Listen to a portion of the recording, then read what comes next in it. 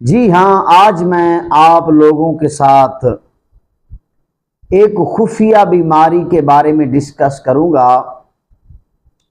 وہ بیماری جس بیماری کا نام لیتے ہوئے آپ اپنے ڈاکٹر، اپنے حکیم، اپنے دوست احباب کے ساتھ بھی شرماتے ہیں۔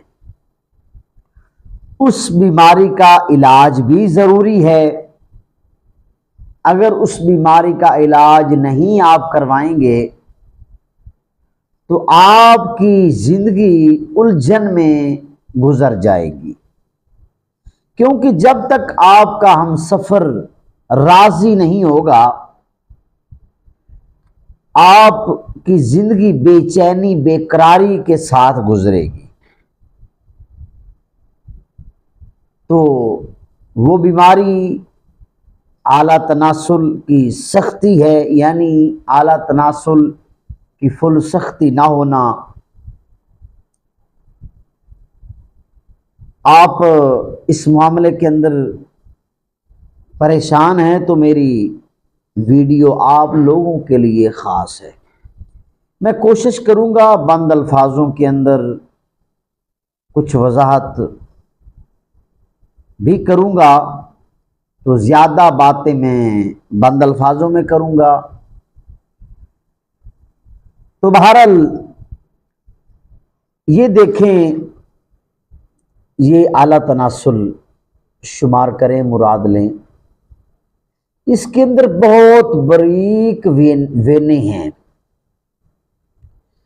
جب مشت زنی کی وجہ سے، غلط کاری کی وجہ سے جب اسے رگڑ لگتی ہے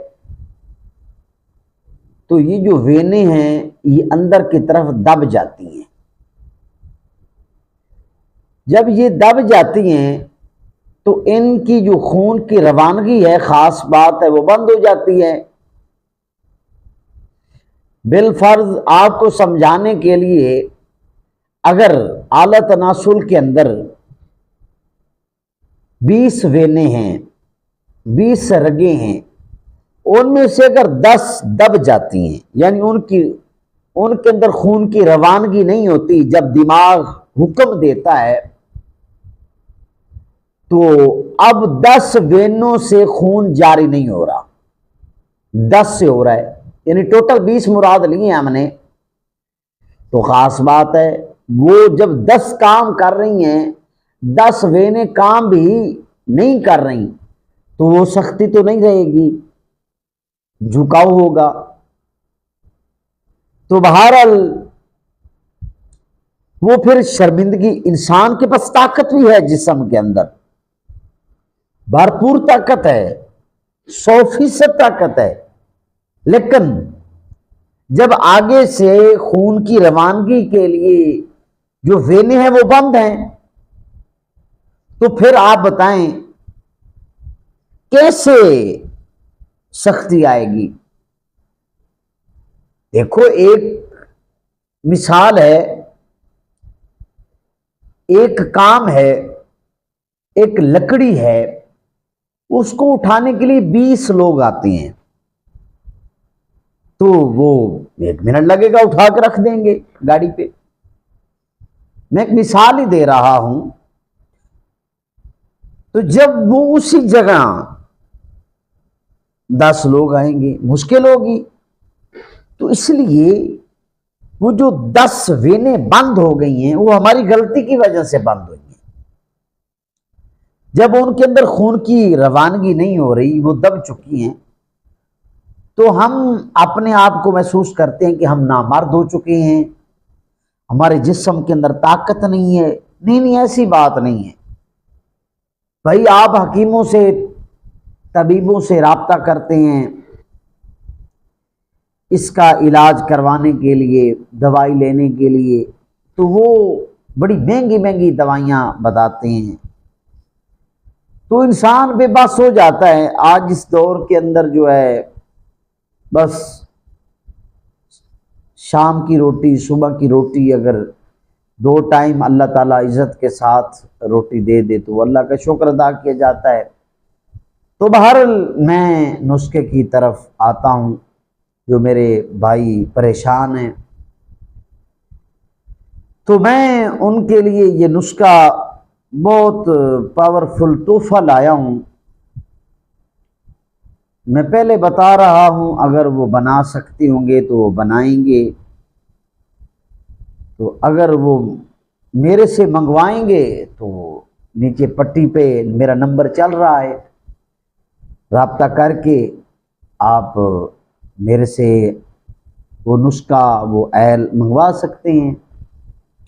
جی میں بتانے لگا ہوں آپ کو ایک سستا ترین